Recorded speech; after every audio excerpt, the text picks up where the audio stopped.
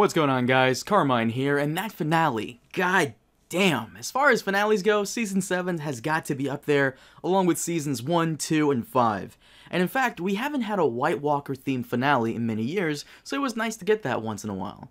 So, this is supposed to be the longest episode we've ever gotten, and it really does feel that way. Some things did drag out, and some things are just perfect. The episode almost felt like a full-fledged movie, and we actually got a lot of firsts in this one. One example being it's the first time we've seen Jon Snow in King's Landing, which is a little weird, but not unwelcomed. Now, this will be a review for the finale, but I will also have a full-on Season 7 review, where we take a look at the entire season and whether or not it was great overall, and lived up to the hype. We'll also be discussing Episode 7 and Season 7 as a whole on the Game of Thrones podcast within the coming weeks, so prepare for that. And even in the off-season, this channel will be uploading Game of Thrones content, so don't you worry about that. But my overall opinion of this episode is that it was pretty good. I don't get how everybody could just pile on. I got so many messages, private messages of people saying how it was awful, it was lame. I thought it was fine for the most part. There were some things that were just awful, and we're gonna get to those like right now. But I thought it was fine. It was a big step up from last episode, and it did not disappoint in areas that it needed to do well. There were one or two scenes, admittedly, that I didn't expect too much out of, and it didn't surprise me when they fell flat. But the overall feeling is good. This finale was top-notch, and it did what it needed to stand out amongst the other season endings. The episode was good. But let me explain why I thought so. Also, before we begin, a big shout out from Quid for sponsoring this video. From thousands of stickers, collectible cards, and toys from all your favorite shows, Quid is the best app for the inner collector in all of us, or those who want to spice up their phones. From Rick and Morty to Game of Thrones, Quid offers a fun way to interact with all your friends. It's out now for both Android and Apple devices, so head on over there and download it today. Link below in the description. First, let's start with Winterfell, and okay, look, he's dead. Alright, let's just get this over with. He's dead. You all happy now?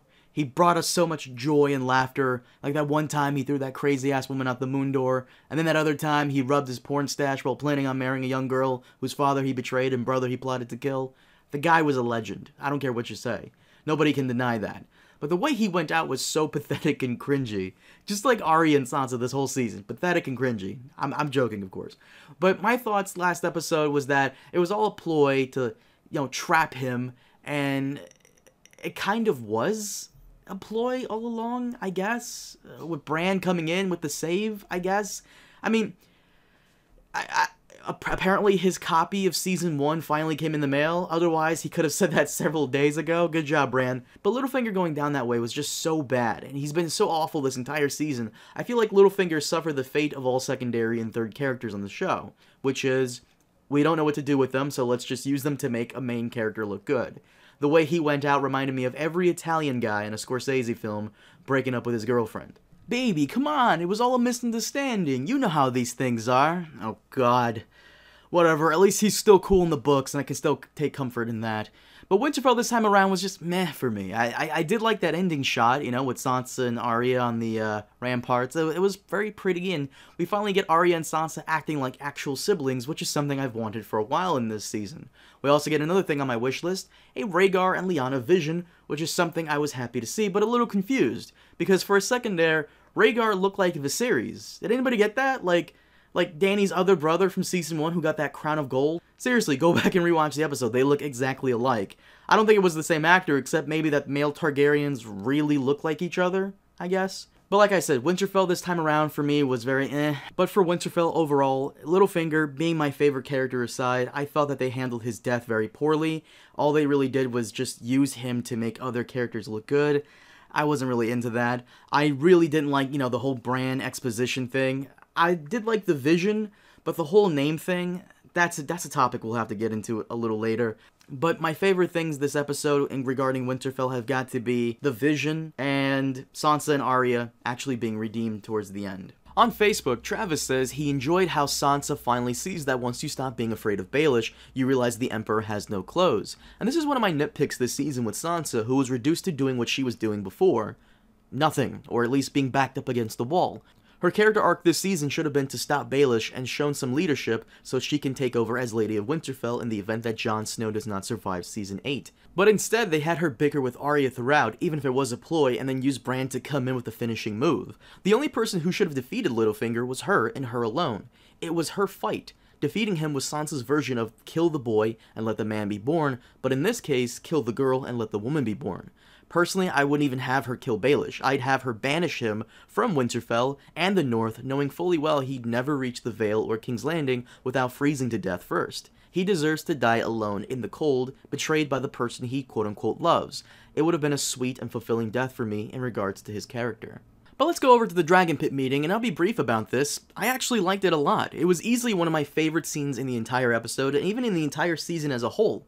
Whether you liked or hated this season, fine. You can't argue that whenever certain characters who have never met before come together, they make some great banter. The dialogue may not be the impeccable George R. R. Martin craftsmanship that we're all expected to, come see, but still good nonetheless. I did enjoy the fair bit of history about the Dragon Pit. The opening discussions with Euron stepping in were good, for me at least, and that Clegane Bowl tease was pretty nice. I didn't expect them to start fighting right away, and hopefully it is saved for the next season. Dany's entrance was also done just fine, but I can understand why some people would have hated it. But easily the best part of the meeting was the private discussion between Cersei and Tyrion.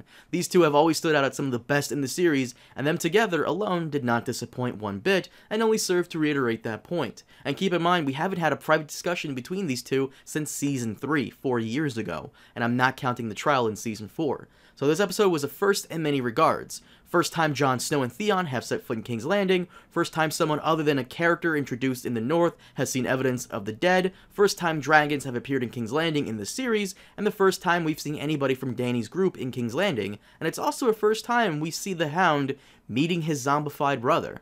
So yeah, a lot of firsts here. But the Dragon Pit stuff was not bad at all, and I gotta say this now before anybody else brings it up. Cersei did nothing wrong. Have you guys noticed this? I've seen a lot of people call her a bitch for saying what she said, but she isn't wrong here. So basically they want a truce so they can all fight the army of the dead together, and then after they're done, they'll go back to fighting each other. But the only person who loses out here the most is her if she helps out. All of their armies will take a hit, but Cersei will take an even bigger hit, considering she lost a number of her forces to Dany's dragons already, and can still lose even more with just one dragon left alive. The Dragon Wolf Alliance or the White Walkers. Even if either one of them wins, she still has to fight the winner, and allowing them to kill each other so she can pick off whoever's standing makes perfect sense. She's being smart here. Now let's move on to Dragonstone for a bit. Not too much in terms of entertainment, in my opinion. We go from a great meeting to a dull one with Theon and Jon. I just wasn't invested in it, and I feel like everything they had to say was just fluff to keep the show going an extra 3 minutes. I didn't see the point in Jon and Theon even having that long of a conversation, considering we've never seen them in a room together before that on his own without Jon to reinforce it. Even more so was that fight scene between him and the Ironborn captain. It was nice until that cock shot, and then it was cringe. I'm sorry, I'm not into it at all. It's nice to see Theon getting some direction in this season, but I just wasn't a fan of how they went about it. Love it or hate it, you can't deny how dumb that part was. But let's get on to the creme de la creme, the wall falling down as Dany's dress falls down. This is something I came up with on the Game of Thrones podcast, and we joked, we laughed, and then we cried when it actually happened. What the hell? But what made it worse was the terrible exposition, and the fact that they made his name Aegon. Oh my god, are you kidding me? This is the kind of... You're kind of shitting on book fans, in a sense. Jon's name isn't really supposed to be Aegon, but it seems like they're combining his plot with that of Aegon in the books. Once again, I won't spoil it for you if you aren't up to date with Dance of Dragons, but this is one of the bigger reveals in the 5th book. But whatever, let's start with the vision. I'm happy we got it, something I've wanted for like ever, but I hate how they were a little lazy in giving the actor for Rhaegar the same wig they used for Viserys in Season 1. Many of you guys were like, is that Viserys? But I felt the same way, I could not tell the difference. But the fact that Jon and Dany have, that thing, as Bran is narrating how he is the rightful ruler of Westeros, was so lame, and I know I'm gonna get so much hate for this. I can hear the dislikes coming right now. But it makes me hate Jon's character even more and how much they're propping him up to be the best guy ever. The reason we like him is because he is someone who came from nothing and is now something, but to find out he was the golden boy all along is just meh. I really wasn't into them getting together that way either. It came out of nowhere. If they were really attracted to each other and how it was just pure sexual, okay fine, but they tried to prop it up like these two are really into each other, and I don't get that feeling. Many of you guys have reached out to me on Twitter, on Facebook, and on Instagram to explain why it's earned, but it doesn't really hold up, and I would love for someone to send me a private message giving me a good explanation as to why you think so.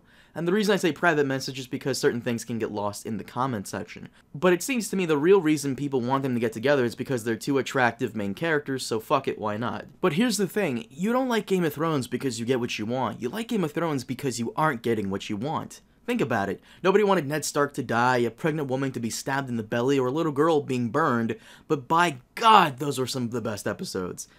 But that's just my view on it. Let's see what you guys had to say about it. And apparently everybody wants to know how and why Rhaegar would have two sons named Aegon. Right, so Rhaegar's first marriage to Elia Martell was a thing in the show, and through the Blu-ray extras, history, and lore, we found out that, just like in the books, Rhaegar's children were Rhaenys and Aegon. Apparently Lyanna doesn't give a fuck and just gave her firstborn male son the same name that his ex-wife gave to their firstborn son. I want to say that Rhaegar probably didn't know, but maybe Lyanna is super petty and kind of a douche. This is really weird, but to be fair, I haven't watched the behind-the-scenes footage for this episode, so maybe it's explained there. I normally don't like watching that before doing my reviews because I don't want to know certain things. But if it is explained on there by the showrunners, then I hope it is a goddamn good explanation. If not, then I guess we can all chalk it up to Lyanna being a jerk. I have no idea. And as for that ending scene with the Night King and the Ice Dragon or White Dragon or whatever you guys want, like I said in the opening, it was fantastic. I have no complaints, though I understand that some people hated the blue fire thing. Understandable. I was expecting the entire wall to come down, but them blowing a hole through it makes more sense. The obvious fake out is Tormund, Beric, and even Gendry being dead, which I don't remember if Gendry is even there or not.